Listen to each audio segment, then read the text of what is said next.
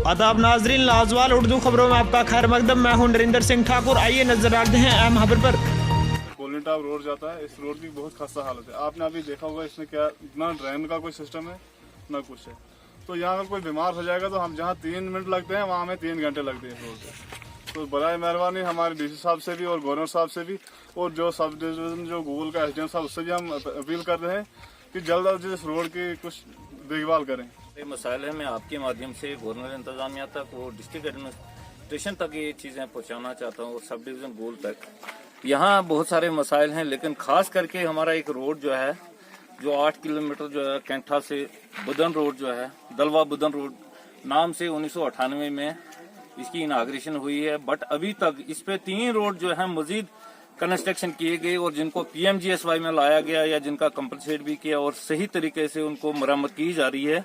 लेकिन ये रोड जो है जूं का तूं है।